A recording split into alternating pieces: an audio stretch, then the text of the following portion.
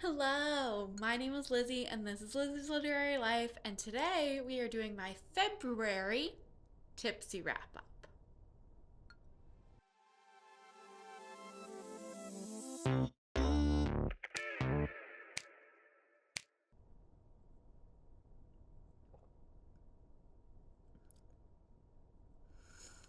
That might grow on me, but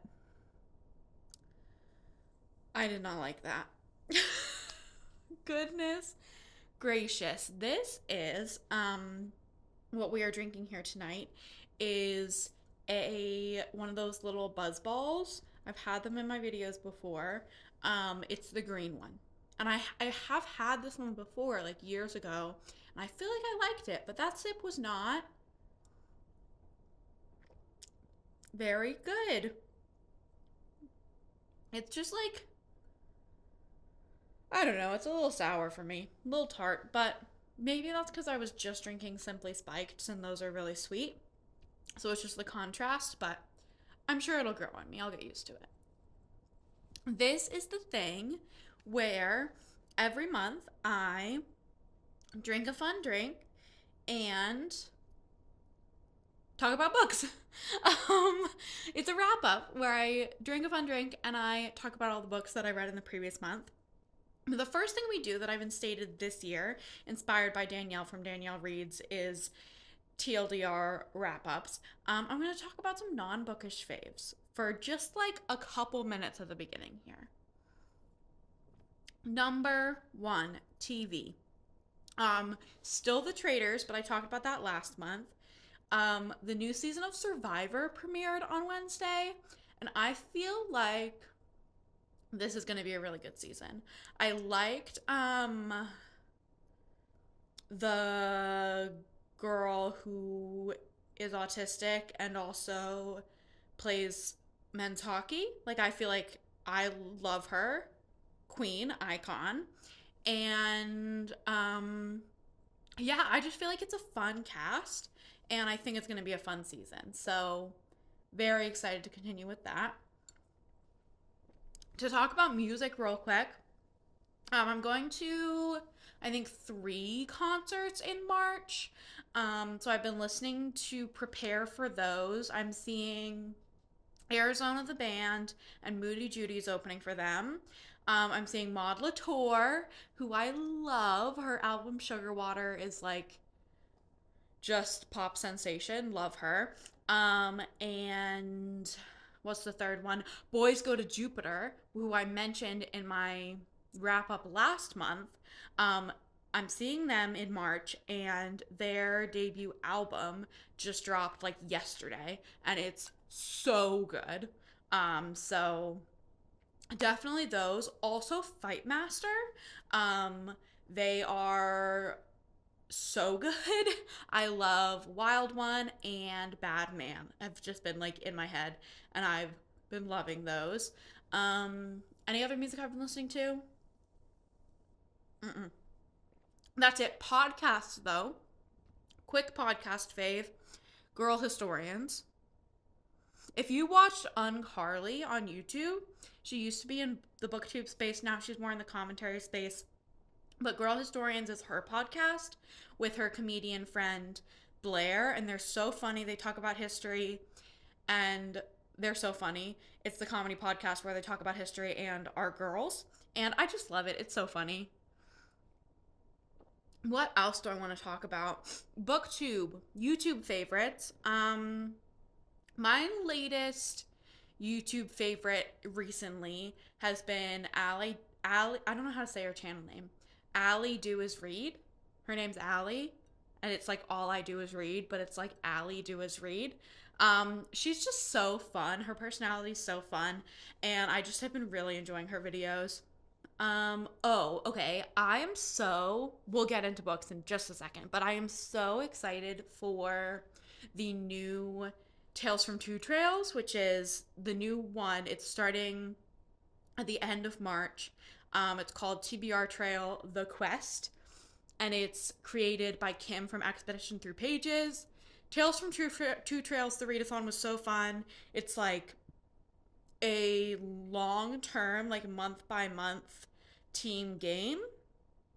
And there's a new round starting at the end of the month. If you're interested in joining, I'll leave the announcement video linked down below. I am on Team Centaurs. So if you join, the teams are randomly selected, but I hope you're on Centaurs if you're joining from this video.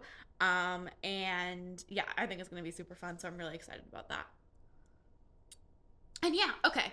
That's my other non-bookish faves. I'm going to grab my laptop for some stats. I'm going to put my drink down because stats are, as you know, serious business. I read 8 books in the month of February, which is not great for me, but I also want to point out, while I'm going over all these stats, I need you to know that I also read another 1,000 pages in 2 books that are both over 1,000 pages that I did not finish either of them during the month. So those will hit in future wrap-ups, and just know that I started them in February. And so I did read a lot of those books. I just didn't finish them. So 8 books in February, which was 3,418 pages. But just know that I read another 1,000 pages of books that I didn't finish. 45 exactly audiobook hours. That's crazy. A total of 47.64 hours of reading, but just know there's more in books that I didn't finish because I spent a lot of time this month reading these 2 really, really chunky books that I did not finish. Average of 427 pages per book. So even though those 2 really long ones weren't in the stats this month, I still was reading chunky books. Took me an average of 8.38 days to read each book. My average rating is 3.88, which I feel like is actually pretty good for me. 126.59 pages per day and 1.7 hours per day on average spent reading. Genre breakdown. This is a very satisfying looking graph because I read 8 books. All of these are going to be really satisfying because it's like nice, clean, even numbers. A quarter were fantasy, a quarter were mystery thriller, a quarter were sci-fi dystopian, 1 classic, and 1 contemporary. I read 3/4 adult books and 2, which is 1/4 young adult books. Half of these books were on audio, and then another quarter on ebook, quarter physical. I love when it just like is so nicely broken down. Also, as to where I acquired these books, 3/4 were from the library, and I read 2 whole books that I owned this month. So good for me, reading books that I own. 2 books that I owned. I feel like that's pretty good for me. Ratings wise, nothing below a 2.5, which is good. I had 2 4s and 2 4.5s. I had a 5-star. What was my 5-star? Oh, I know what my 5-star was. 1 3.5, 1 3, 1 2.5. So that's, like I said, pretty dang solid. Let's go for it. Let's get into the books. Let's talk about it. Oh, I need to show you my daily pages graph because that's my favorite one that I've been doing this year. It does give away, if you look really closely, it gives away some books that I haven't finished yet and are for other videos, but that's okay. Spoilers in here a little bit. This, I am going to move over for this one because this is a beautiful, wonderful graph. This is the breakdown of all the books that I read during the month and how many pages I read of each one each day. So that's really cool and exciting, and I love this graph very much. I think it's beautiful. Just gaze upon it and be in awe. Okay, it's gone now. Now we're gonna get into all of the individual books that I read. The first book that I read in February was Cinder by Marissa Meyer. This is the first book in the Lunar Chronicles series, which I'm reading with the Throwback Book Club that I host with Danielle from Danielle Reads. This one was really solid. We just had our live show for Cinder and Scarlet, where we talked about those two, and then the live show for the whole series was going to be at the end of April. So I don't want to actually talk too much about this because I just talked about it in the live show, but I did give it 4 stars. I thought it was a really fun time. The logic was not always there. Like, there were some things that didn't really make sense, but that's okay. I was along for the ride and I enjoyed it. So that's all you need, right? And then I read Fool's Errand by Robin Hobb. And this book was 5 stars. I just loved it. I thought it was really, really good. This is the first book in the 3rd trilogy in the Realm of the Elderlings by Robin Hobb. So we are solidly into this series. Even though it's the first book in a trilogy, it's still like very much into the world. 7th book I've read in this world, and I love Robin Hobb. I love her writing. I love her character work. I think she just writes so well. Hot take. She writes so well, and you really grow to care about the characters that she's writing about. And I loved Fitz in the first trilogy, and I loved the Fool in the first trilogy, and I loved some other characters in the first trilogy, but then, like, to go away from them for 3 books, and I loved those books. That's my favorite series so far as a whole, is the Live Ship Traders. But then to return to Fitz and the Fool and Night Eyes and our cozy little life at Buck Keep, like, and I say cozy, it's like kind of not, but I just, my heart. This series has my heart. I'm emotional about this one. I did give it 5 stars. I'm reading The Realm of the Elderlings with a group of friends, and almost all of us gave this one 5 stars. It just was so good. We had, like, I feel like Robin Hobb paces her books so well too, that, like, we had some quiet moments and some lovely just, like, hanging out with the characters.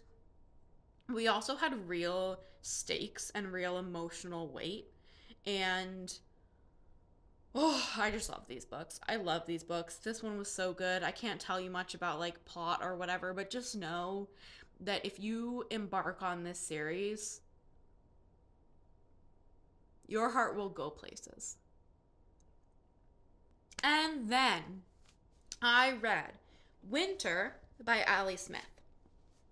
This is the 2nd book in the seasonal quartet by Ali Smith, which is autumn, winter, spring, summer. And they're, like, very literary, kind of experimental prose novels that are connected loosely, kind of, and take place in each season. And I'm reading these for the seasonal prompt for Herkyed. So I read autumn in the autumn, and then I read winter in the winter, and I loved this. I gave it 4.5 stars. There were a couple places where it kind of lost me, but I think that's just gonna happen when you read something so, like, experimental in form. Like, it's gonna lose you in a couple places, and that's just kind of okay with me. But I was so in it. Like, Ali Smith can write a sentence. And I also, like, feel like this book had plot in a way that Autumn didn't necessarily. Like, this one follows, basically, this guy is going home for Christmas, and he's supposed to bring his girlfriend, but his girlfriend is just, like, they've had a falling out, and so he, like, needs to find someone to bring home to his mom. So there's, like, a weird fake dating, but not in a romancy way. And then we also follow this woman, like, at first it's like a really totally separate storyline. Turns out that's his mom, but she is seeing this head in her vision. It's like a child's head, disembodied head.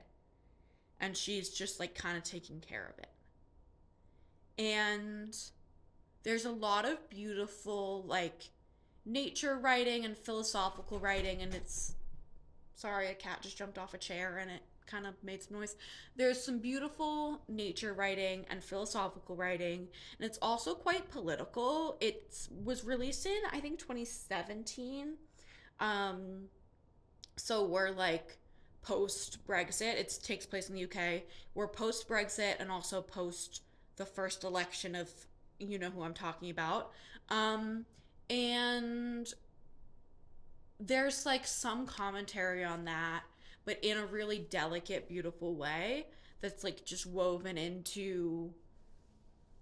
I loved it. I really, really like this series, and I'm really excited to continue reading them in the seasons that they belong in. So I would plan to read spring, I think, in April, and summer in June. So stay tuned for those. And then I read Scarlet by Marissa Meyer. This is the second book in the Lunar Chronicles. I liked this one less. I gave this one 3 stars.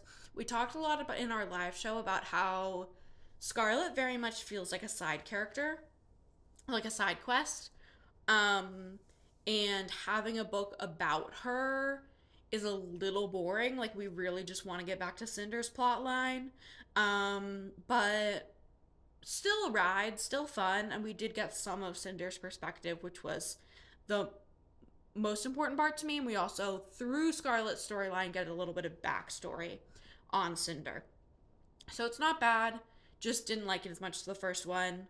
Definitely, if you are interested in reading this series or rereading this series, if you read it when you were younger and haven't in a while, join the Throwback Book Club. I'll leave our Discord linked down below. We're reading the Lunar Chronicles until the end of April, and we'll have a live show for the whole series at the end of April. So definitely join if you are interested. And then I read The Lost Apothecary by Sarah Penner. This was like shockingly really good to me. I gave it 3.5 stars. The audiobook narrator was really like bringing the drama. And I feel like the writing in places was really kind of over dramatic. I think I said this in a vlog, I don't remember which one, but like the writing was really like heightened in a way that didn't quite match the energy of the book. And I think the audiobook narrator was the energy of the plot, I mean, and the audiobook narrator was really bringing that out. And then there were a couple like little logic things, but I was so along for the ride. This felt like very much like mom book club fiction. I feel like I haven't said what any of these books are about.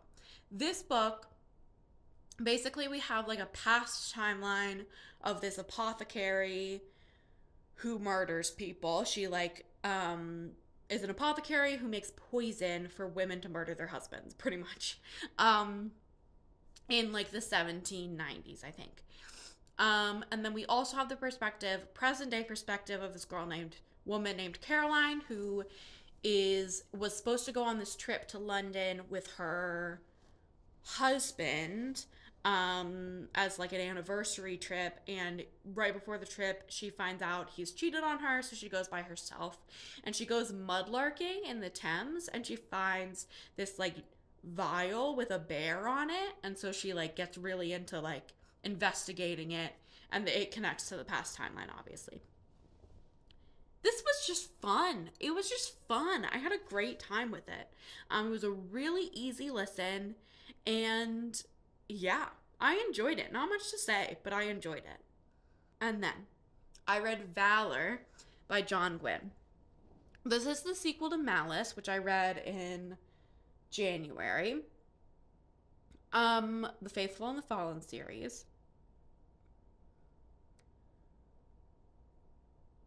I gave this 4.5 stars. And honestly, maybe it should be a 5. But I kind of am leaving room for the next book to be a 5.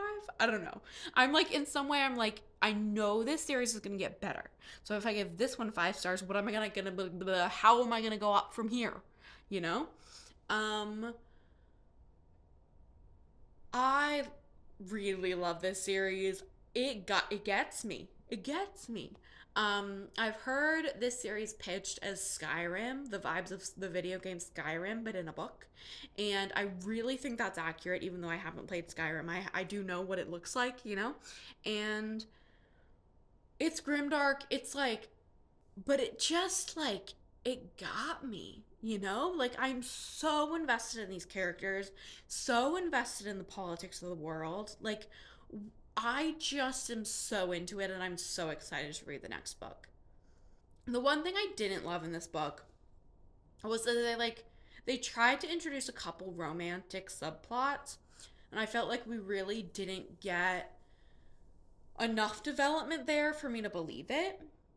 We kind of were just told, like, oh, these characters, and it wasn't really there. So that was my only complaint. But I think in the next book, maybe that will be developed more. Um, and it is a lot of action sequences.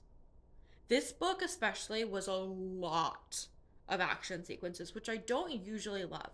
But I was on the edge of my seat because I care about these characters so much, and I know that John Gwynne is not afraid to kill them. So yeah, that's Valor. I loved it. Very excited to continue the series. And then I read Orlando by Virginia Woolf. This is a classic. It was published in 1928 by Virginia Woolf. It is often called like a love letter to Vita Sackville West, who was Virginia Woolf's lesbian lover.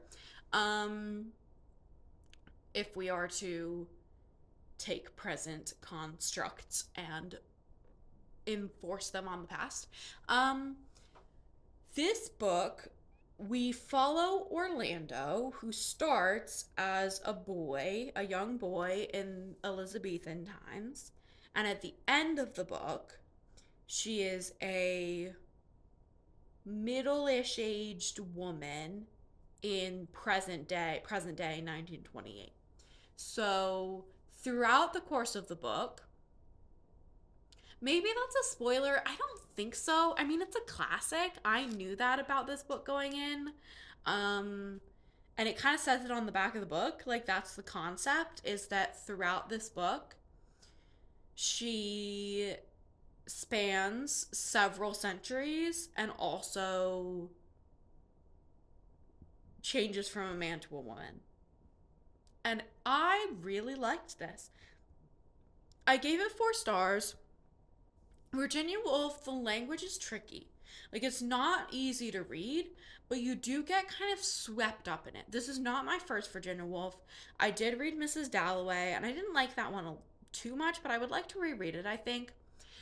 You really just have to, like, get swept away by it. You have to invest fully and just go in the ocean current that is Virginia Woolf's writing.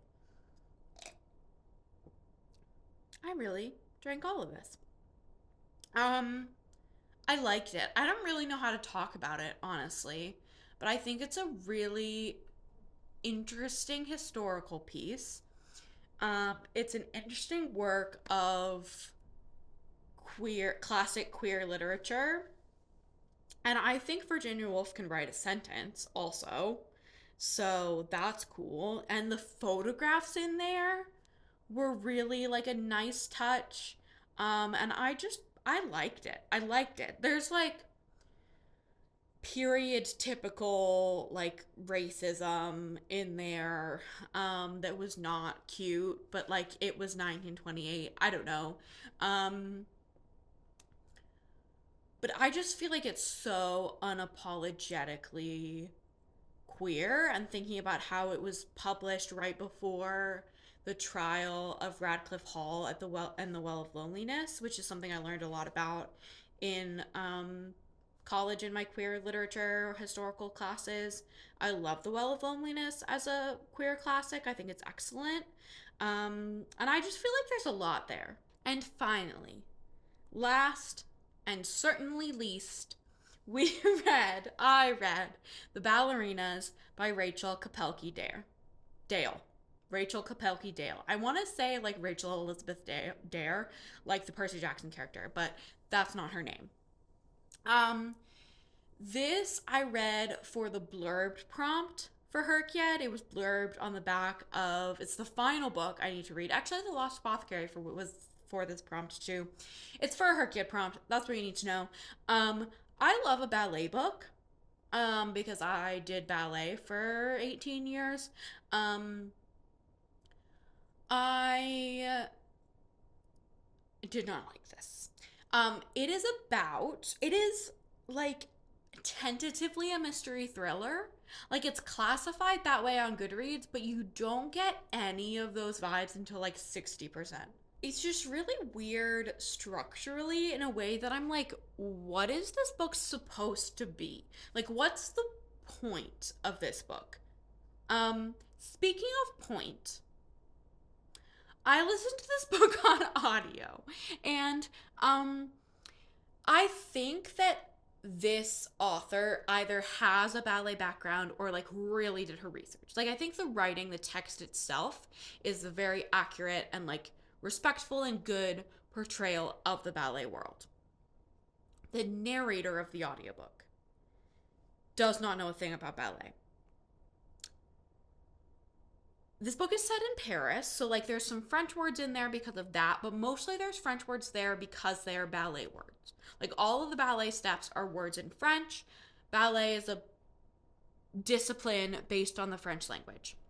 And every time the audiobook narrator came to a French word in the text, she did it in a French accent. And so she goes, and then they put on their point shoes. And then they went en point. And then they did a pas de chat. And then they were talking and being a normal person, but then they were also sewing their point shoes. It was so silly. It was so silly. It took me out of the story every time because all of these very normal, typical words that are in French, but they're used as just words when you're in the ballet world, were said in a French accent. It was so silly. Also, like, I can't really get into why I didn't like this, but there were some things that rubbed me the wrong way. Some just like character things that really didn't make sense. Our main character was like kind of an awful person, but not for any particular reason. And like she goes through this arc of like changing and realizing that she's being a bad friend and trying to be better, but it just didn't work for me. It didn't work for me. That's what I'm gonna say. Also, the audiobook narrator just like she wasn't bad, she just didn't, like, it just was weird. It just was weird. And that was the final book that I read in February. It was a month of reading. I feel like I read a lot, but a couple of those books were really long and just are not in this month. So look out for them in future wrap-ups and also future vlogs. And comment down below something, like this video, subscribe to my channel, and I will see you in the next one coming very soon. Bye.